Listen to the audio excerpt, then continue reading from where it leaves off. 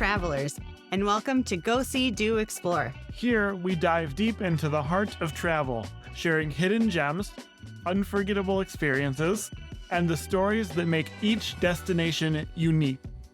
Whether you're a seasoned traveler or dreaming of your next getaway, you're in the right place to get inspired. I'm Christopher. And I'm Ashleigh. And together, we'll set the course for your next great adventure and discover the stories that make each place unforgettable. It's time to go, see, and do more. Let's explore. You might notice some background noise on this episode, and it's not because we decided to downgrade our setup or anything like that. Quite the opposite, in fact. We are sitting here on the California Zephyr in a roomette in these little tiny rooms. We're traveling across the country right now. We'll have all kinds of things to say about that in a future episode. But right now we're just enjoying train travel, and we thought you might like to hear what we're hearing, which is a little bit of the rumbling and a little bit of the horn and the bells and all of the noises of traveling across the United States on a long haul train route. So that is where we are and what's going on and what you're hearing in the background. But today, I'm going to kick this over to Ashleigh to introduce our topic and the format for today's conversation. Go ahead. So our episode today is top 10 places we want to return. So obviously this is not top 10 places, period. We haven't been everywhere. So this is just us talking about the places that we've been and the places that we would like to return to. I kind of got the idea for this. I've mentioned before that I'm a Disney adult. So there is a podcast I enjoy called WDW Radio, which is probably one of the biggest, most popular Disney podcasts. And the host, Lou Mangello, has a popular segment called the Top 10s, where he brings on someone and together they create a top 10 list of X, Y, or Z. We each came up with, I think, 5+ places that we would like to return, so that hopefully it will end up as a top 10 or so. We have not talked about the items on our list in advance, so it's possible that it might just be 5 if we completely agree. I listed like 17 places in my list, so I've got backups on backups. No problem. This is, of course, not exhaustive. This is our opinion of all the places that we have been, where are our top 10 that we would like to return. Thank you for your patience. We're calling in 7:30 dinner reservations to the dining car. 7:30 dinner reservations to the dining car. Please wait at the door to be seated by member of staff and bring your reservation slips. I'm going to kick it over to Chris for the first item on his list. Oh, okay. Well, this is probably not a surprising one for you, but I chose as my top place to return Maine, and specifically Mount Desert Island. And the reason why is a little bit of more of a personal reason why. It's beautiful there. I love that park. But we went there in 2019, and it was, I felt like I didn't really get enough time to do everything I wanted to do. And basically since then, I've been angling to go back. There are more trails I want to hike. There are more things I want to see. And it's of course just, for you, it's a really beautiful park. It's, there's lots to see, and there's the ocean, and there's hiking trails, and there's little towns if you like that. But for me, it's also, I feel like it's a bit of a completionist thing that I didn't get to spend all the time I wanted to. And so I want to go back there, and I want to hike, and I think mainly hike. That's the thing I want to do, mainly. In Maine, mainly. I know I've talked before. This one didn't make it onto my list, mainly because I knew it was going to be on your list. Yeah, she knew. But I would really love, now that we have our kayaks, to take them to Maine, explore the quote-unquote ponds. Yeah, they're lakes, but they call them ponds. And kind of explore that side of the park in a way that we haven't. Yeah, that would be fun. And I neglected to mention that, but that would be a good thing to do too. Yeah. So the first place on my list, and I'm curious if this was on your list, I'm sure, or if it's where it is on your list of 50 places or whatever when we're doing a top 10. But the first place that came to my mind when we came up with this topic was the Black Hills of South Dakota. Oh, good one. Not on my list. Interesting. I think I just didn't think about it. But yeah, totally. So we, back in 2022, we spent a week there, and I feel like we barely scratched the surface. We did, the major things. We visited Custer State Park. We saw Jewel Cave and Wind Cave. Mount Rushmore. Mount Rushmore, of course.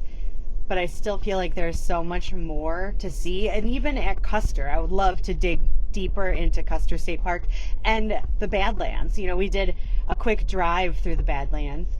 We went to Wall Drug, of course, which I know it's a tourist trap, but I had built it up to be so much worse than it actually was in my head, and I enjoyed Wall Drug. So the Black Hills, and maybe specifically I would like to camp at Custer State Park. To be in the park, to not have to drive in would be really good. Yeah, that's a really good one. And I think when we visited the Black Hills, it was completely different than I was expecting. I was thinking it was going to be, I think, more like the Badlands. I was picturing kind of an arid landscape. And no, it's so green there and lush. And yeah, I completely agree. And I'm kind of sad that I forgot about that one in my list of 17 places. No, that's a good one. Okay. This one I think is going to surprise you, although when you think about it, it won't. My second place to return to is Traverse City, Michigan. It's not a difficult destination for us like some of these other ones. We can drive there in less than 5 hours. But it's on my list because it's one of my favorite places, and I pretty much always want to go back there. Pretty much when I'm not there, I kind of wish I was there part of the time. When I was thinking about this from a practical perspective, and we're planning the places we're going to go this year and this summer, we're probably going to go back to Traverse City because we want to go back there, and we can. So that's why it's second on my list. We talked about it a little bit in the Michigan Bucket List episode, so I don't necessarily need to rehash too much of that. You can just go back and listen to that episode. But I really love the natural beauty, the lake, the wineries. There's so many good wineries there. And it's a place that always feels like home to me. And so I always kind of wish I was there sometimes. Yeah, obviously, I love Traverse City. It didn't make it onto my list just because, I don't know, I feel like we've been there so often. Yeah. And obviously, I know maybe... Down train. Maybe because I know that we're going to get back there. I don't know. Like, it didn't feel as out of reach to me. But like you mentioned, all those things, there's the bay, which, for me, it comes back to water a lot. And the food in Traverse City is amazing. And yeah. Yeah. The prompt, though, is not places you really want to return to that are difficult to get to, right? It's places you want to go back to. That's why that one's so high on my list. I feel like the second one on my list might surprise you a little, because it's not really one that I've been talking about much lately, but for me, it's Washington, D.C. Oh, that is a surprise. So we went to D.C., we were still in college. Yeah. For one day. We saw the sights on the National Mall.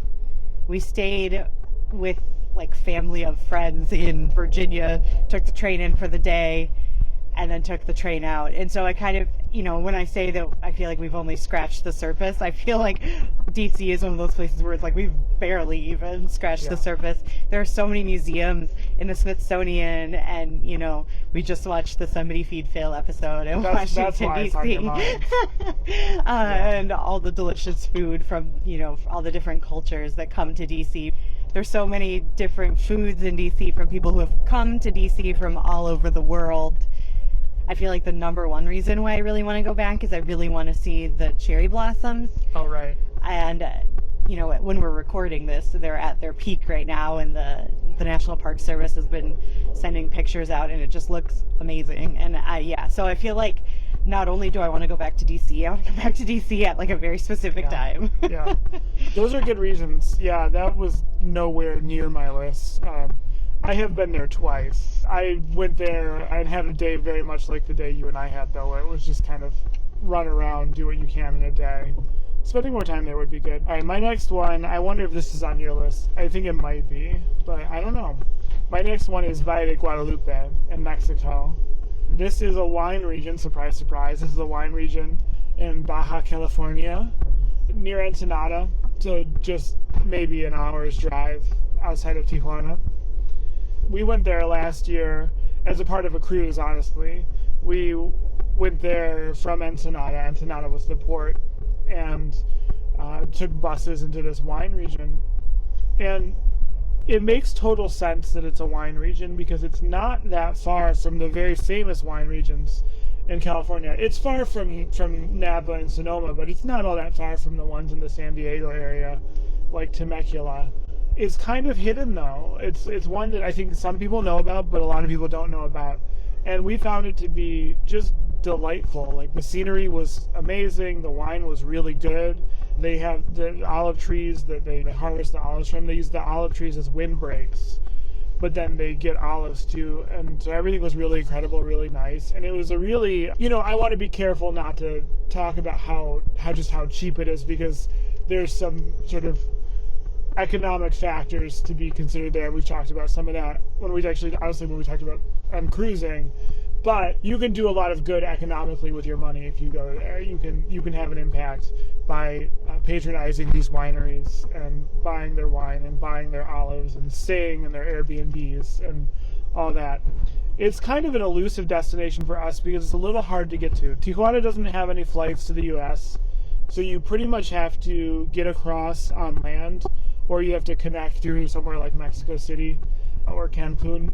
So I've got an elaborate plan of flying to San Diego, walking across the border. If you're not familiar with that, there is a foot crossing. I'm not talking about like sneaking across the border. We're gonna go through the fence. You can cross on foot there, and then you can rent a car in Tijuana and drive. That seems to be the best way to go from Detroit. So I really want to do that. I want to go back there. Yeah, this one actually didn't make my list. I'm actually very surprised that we're doing good. We're doing good. The fifth, is this number 5? We haven't had a single... And we haven't had a single overlap yet. We were actually just talking with some family about the Valle de Guadalupe and how people in the U.S. anyway don't think of Mexico for wine.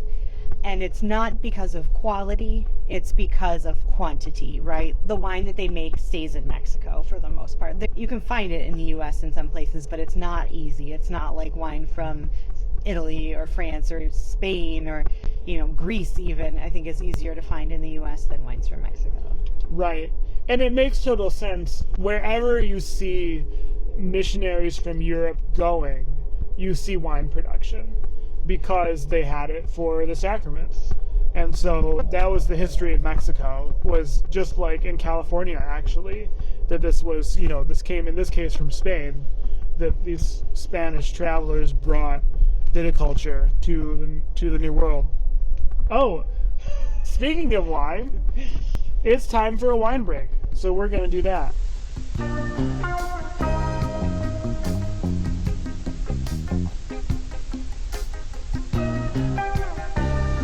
We did bring some wine on the train with us. You're allowed to if you have a sleeper car. You just have to have it in your little closet in secret. But no, they don't want it out and about in public areas, obviously, for obvious reasons. We have a Malbec, but it is not an Argentinian Malbec, like you might assume. It is rather from Texas. So I wanted to talk a little bit about Texas wine. This Malbec, I should say, is from William Chris. William Chris is one of the most important and significant winemaking operations in Texas. It's two guys, William and Chris, and so they named their vineyard and their winery William Chris. But they are big time advocates for Texas wine, and they do a lot of lobbying and other advocating to build up that industry. We discovered Texas wine in 2019, I think, and saw what an industry it is. It's one of those ones that I think if you don't know about it, you don't know about it. But they have a lot of great production in Texas and have for a long time. Production of wine grapes and wine is a little bit of a newer effort there, but it's been going on for a number of decades now. And we find Texas wine to be very interesting and unique, and we really like it. This is a 2018 Malbec. I bought this, I think, around this time in 2021, so I've been sitting on it for, 3 years now? And it held up really well. It's a good train wine. What do you think? William Chris, we should mention that's in the Texas Hill Country. I think it's the town of High, Texas. They've got a beautiful property with picnic tables. You can get a glass, get a bottle, hang out, play horseshoes or whatever. Yeah. It's just one of those places that's kind of meant to hang out and drink wine. I think they have live music. They're having a big party for the eclipse in a couple that weeks. Makes sense, yeah. Yeah, that would be a good place to see it. But yeah, it's one of our favorites in Texas, and their wine is always very, very good, very high quality. Yeah. One thing I will say about our experience in Texas that can be kind of mixed is it seems like sometimes they charge kind of a lot. Like if you go to Napa, it's obviously very expensive, but it's Napa, it has the really high demand and the reputation. Texas sometimes feels like it can be just as much without that reputation. And so you want to be careful, but I will say, to bring this back around to William Chris is not a place where I feel like they overcharge. Their wine is not inexpensive, but it's really high quality, and it's from Texas. They're very big. This is one of their big things, is that 100% of their grapes are from Texas. They don't, I think legally, 80% typically has to be, or... I think that may have changed the first time we went there. Right. They told us that. I think their lobbying may have actually been successful. And this is usually, when new wine regions kind of start up, usually, well, we need to make sure at least 60% is from this place, and then we'll supplement it with grapes from California or wherever. And it's a natural progression that Texas would get more exclusive as their production ramps up. But it's a wine region that you should check out if you're not familiar with it. A lot of Spanish and Iberian varietals, like Tempranillo is really big there, Albarino is really big there, because it's hot. It's hotter than France. They had tried to grow Bordeaux varietals and didn't have a lot of success because it's just too hot. There's some of that now, but in any case, yeah, if you're looking for something different, I would definitely recommend checking out Texas.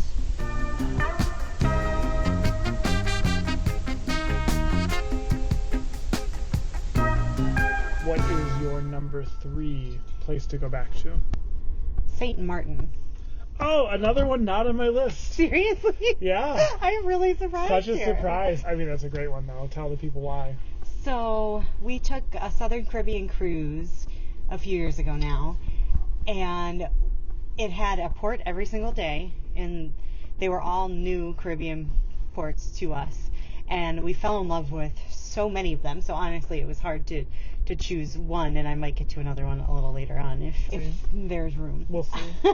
But St. Martin is the smallest island that is divided into 2 different countries.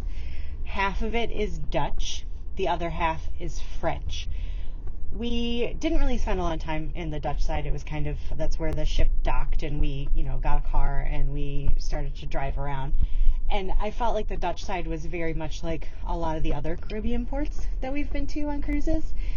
The French side was like a little slice of Europe in the middle of the Caribbean.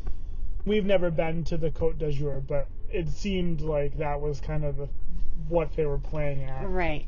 We went to an old fort that we kind of climbed.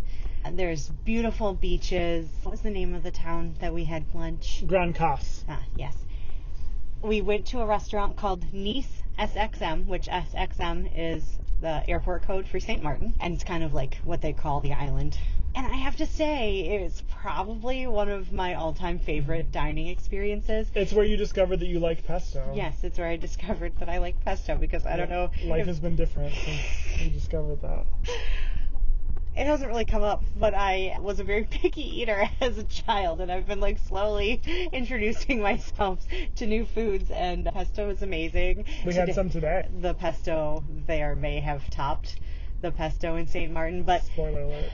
But having pesto sitting on the deck with a glass of French rosé and looking out at the ocean was just an amazing experience. And it's one of those places that we've watched flight prices and it just hasn't been really reasonable to return to. But it's one of those places that, when you get really sick of the cold Michigan winter, it's like, oh, I really wish I was sitting out on drinking that French wine and staring at the ocean. I think Norse might fly there. But yeah, no, that's a meal that I return to in my own mind sometimes too. I mean, the other part of it too, all that, like, I definitely agree with. Also, we had this delightful little French waiter, this little old man, who, I mean, in true like Niçoise style, came out with his little chalkboard and showed us like what he would cook for us. And like we've never been to Nice, we've never been to the Côte d'Azur, but that's what we've been told, and that's what we've seen is like the chalkboard is very much a thing. That's what Rick Steve says. The best meals are handwritten on a chalkboard. Yeah, right. We had that experience in St. Martin. That was a good one. I want to go back there too. Good thing we don't only have to pick 10, right? What's next on your list? Okay. I don't know if this is going to surprise you or not. I think probably not. Toledo in Spain. Not Toledo, Ohio. To be clear, that's funny because I jokingly asked you if Toledo was going to be on your list. I spent a lot of time in Toledo. John Denver says I spent a week there one day. But that's not the Toledo you're talking about. That song's not very nice. Yeah, no. It's not nice to the people of Toledo. Toledo, about a 45-minute train ride from Madrid. A really popular day trip from Madrid, but we spent a couple of nights there this past summer. And I absolutely fell in love with it for a couple of reasons. First of all, living in this new world country that we live in, we don't have anything that old.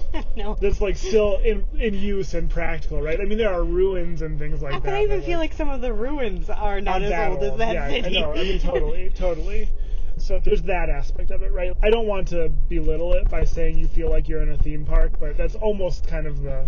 Oh, I mean, one of my first thoughts, especially when we were walking around at night, we walked through this like brick archway, and I was like, oh my goodness, we're in the Pirates of the Caribbean. Right. Of course, there weren't pirates, there wasn't a boat ride, no cheesy music, but it was just the feeling it gave off. Right, and it's important, and I know this is what you mean too, but you see that like, oh, these things that we have here that are like these commercial things are sort of shadows of a more real and a deeper reality that still exists and you can still visit, and maybe even at a fraction of the cost if you're talking about Disney. I think you can go to Toledo. It's cheaper to go to Toledo, Spain than it is to go to Orlando, Florida for Disney. That's absolutely true. So that was one aspect. But the other thing I really loved about it was a very accessible city. The people were very friendly, and it was one of those places where kind of the tourists would come for the day and leave, and when you stayed there, it was this really special experience. And I thought the restaurants were all really fun, and it's a place that I wish that I could spend a lot more time in because I really fell in love with it. It was really hot in the middle of the day, but we were able to arrange our days so that basically we went out in the morning and we went out at night, and that was kind of perfect for that town. The Spanish eat very late, so it's all good. You can do that. You can walk around and just feel like you're somewhere where things have happened. You know, I don't want to go on and on about it, but that's definitely a place that I think about going back to. I tell the story of the huevos rotos being served in a cocktail shaker all the time. Yeah, we were having huevos rotos, which is it means broken eggs in Spanish. And so what they do is they sort of cook eggs from the heat of potatoes, is how that works. But this particular restaurant, they had put it in a cocktail shaker, and he came by and asked us if anyone had ordered a cocktail, and we said no. And then he dumped the contents out into a plate, and it was the huevos rotos. Yeah. But it was a really funny moment where we were both a little confused. We were, and he was speaking in English too. It wasn't a language issue. It was just, yeah. It was fun though. Every meal was great. Everything there was great. I had a lot. What's next for you? So I've got to decide if I want to go with one that's probably going to be the last one on your list, or I want to take that gamble, or should I just say it now? Just do whatever you were going to do. I mean, don't overthink it. That's the whole point of this, It's right? just crazy to me that we haven't overlapped a single one yet, and like my mind is blown with that. I think the next two on my list are probably two that you'll have. So.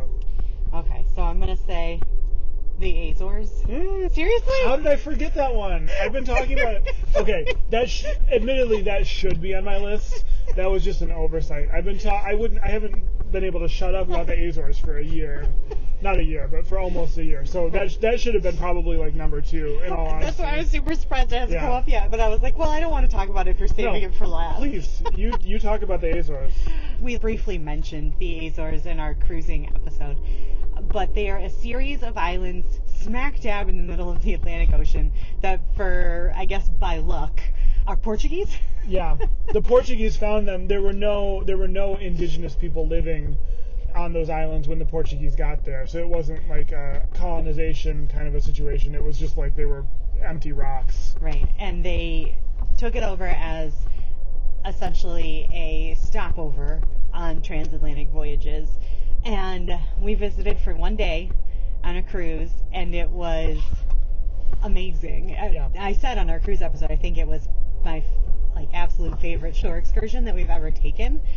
So we got a tour of half of the island, essentially. I don't think we even saw the other half, but we went to a tea plantation, and we got Azorean tea.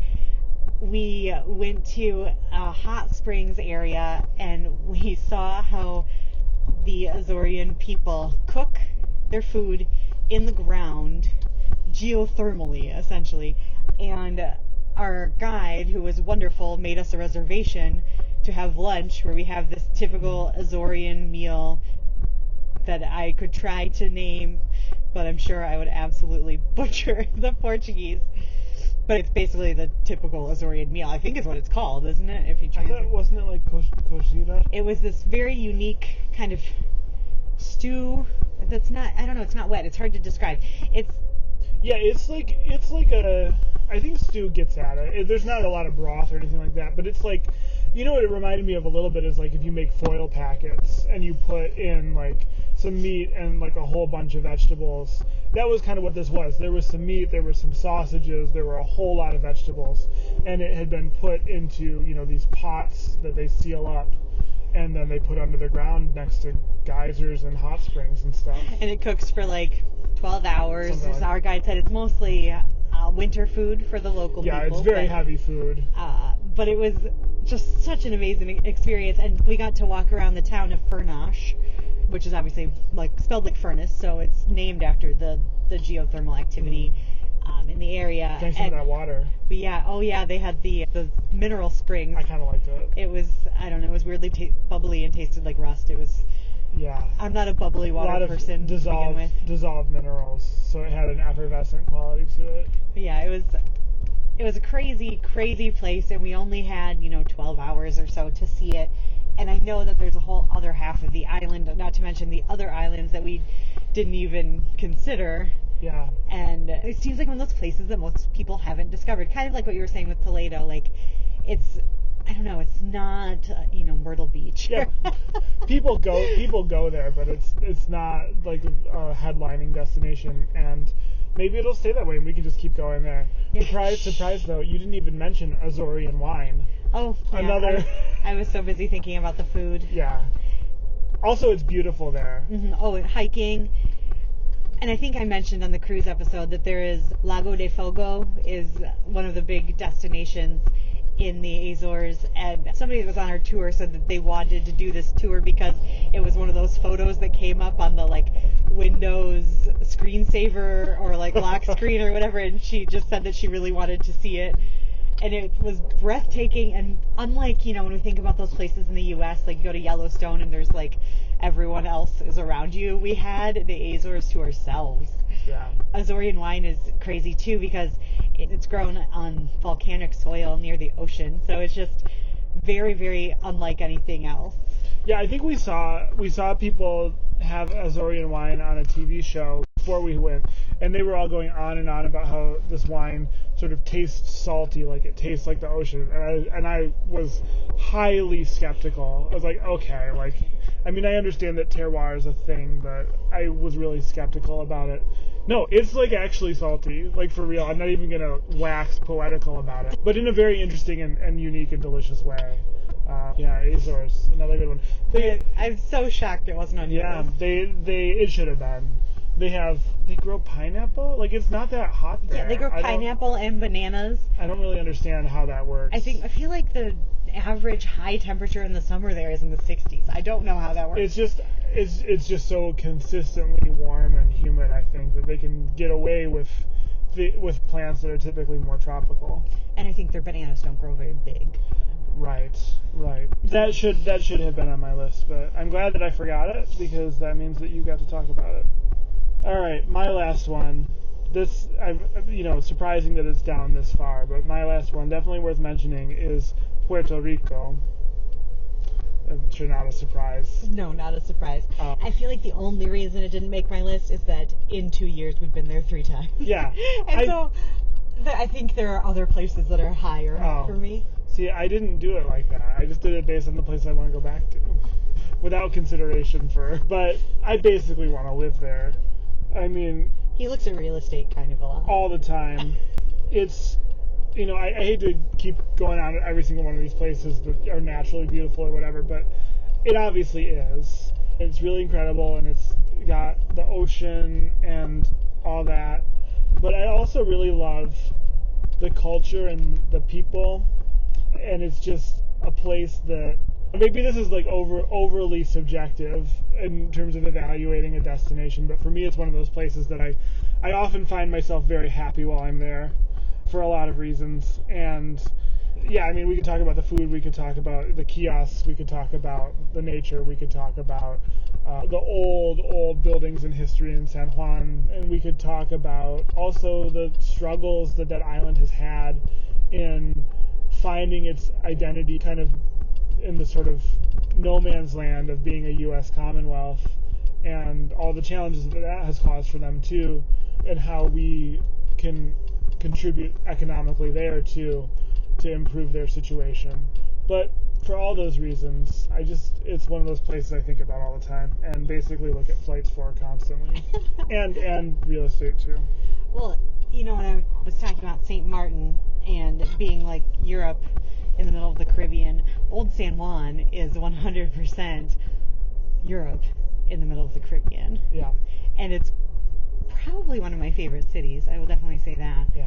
We've spent kind of a lot of time there now, and I love the whole island, but if I had to pick one place, I think it would be Old San Juan. Yeah, Old San Juan, I think, is one of the greatest places to visit there. I don't think I would want to live in that chaos. Oh, definitely not with the cruise ships. Especially with the cruise ships. If you could live there only on days when there weren't cruise ships. Fajardo, I think about a lot. We'll do a Puerto Rico episode sometime, and we have a lot to talk about there. Fajardo, Ponce, these are places that I think about too. So, last one? It's probably my next one. I'm gonna guess that your last one is my next one. We'll see. I can't decide between two. Yeah, you have to decide. No. This is your rules. My next one is going to be the Douro Valley in Portugal. Okay. Was that where you thought I was going? So my next one is Porto. So we're close. We're close. Close. Yeah. It was one of those places we took a day trip, and just absolutely beautiful. The people, like you said, in Puerto Rico, the people in Portugal are so friendly. I was just thinking, we could go to Porto, take the train into the Douro Valley, and really kind of spend some time there. Yeah, that train looked really cool. We took a tour, which we've mentioned already. In a previous episode, we talked about that tour a little bit. So we were in a van, but there is a train that goes from São Bento Station in Porto all the way out to the Douro and has views of the river basically the whole way. If you're on the right side of the train going out, that's important. You want to be on the right side of the train going out, on the left side of the train coming back. You have amazing views of the Douro Valley. That's one we want to go back and do. And it's a European train, so I think it probably costs, I don't know, certainly less than 50 euros. I don't remember how much, but it's not a lot. Much less than this train we're currently on. Much less than this train we're currently on. Portugal in general is just a wonderful, wonderful country, and there's so much more to explore. But of all the places that we've been, I feel like the Douro is up there for me. Yeah, we had a good day there too. It wasn't super hot. It can get really hot there. That's true. They did tell us at one of the wineries that the Douro Valley is known to have 2 seasons, and those 2 seasons are winter and hell. Yeah. We happened to be there between those 2 seasons. Yeah, we lucked out. Should we just rapid fire this list really quick to restate it? Let's do it. So I'll say mine, you say yours. Okay. Ready? Okay. Mount Desert Island, Maine. Black Hills, South Dakota. Traverse City, Michigan. Washington, D.C. Valle de Guadalupe, Mexico. St. Martin. Toledo, Spain. Azores, Portugal. Puerto Rico. The Douro Valley, Portugal. I'll save some of these other destinations I have for another time. Okay. I mean, there are so many that I can't pick. So I hope that this sparked some interest for you, that you found some destinations here maybe that you haven't heard of or haven't been to that you should check out now. And yeah, it was fun to reminisce a little bit. And I'm honestly surprised that we had so little overlap. You mentioned a couple though that I honestly just forgot to mention. It worked out well. Yeah, but I still have more. I mean, I have more too. We can do a part 2. Part 2. We'll do a part Top 2. 20. Yeah, another time. We can do the next round. I still have the list. Come on, let's ride this train. Come on, let's ride this train. For our final segment today, we have a travel book recommendation, I'll say, and it seems like we're talking about wine a lot tonight. I don't know if that's always a theme of this podcast. We love traveling that involves wine because it's one of those things, at least for me, I feel like it's one of those things that binds places and cultures together, and it's really delicious and a lot of fun. But why don't you share the book we were talking about? So my book recommendation is called Wine Trails of the U.S. and Canada. It is a Lonely Planet guidebook, and it has really helped us when we are doing wine travel to find good wineries. The book has never steered us wrong. There have been a few instances where we have been traveling and we've booked a winery that wasn't mentioned in the book, and it was not good. Yet the ones the book steered us towards have always been fabulous. Obviously, the one big caveat with this is that they do not mention Michigan, and there is a U.S.-Canada map that has dots of the wine regions, and it has a dot on Old Mission that says Lake Michigan Shore. Yeah, so that's the wrong AVA. So I think that is, in Chris's mind, that is a point off of the book. I guess since we don't need a guidebook for Michigan wineries, it doesn't hurt us. No, we could produce a guidebook on Michigan wineries, honestly. We should. Maybe we should do that. But anyway, it is called The Wine Trails of the U.S. and Canada, and it is a Lonely Planet guide. There's also a Europe guide, which I have but have not used because the wine traveling that we did in Europe was with a guide. So we didn't need it, but maybe soon we will use some of its recommendations and I can come back and tell you if it's as good as the American version. Yeah, great. So if you're interested in wine tourism like we are, check it out.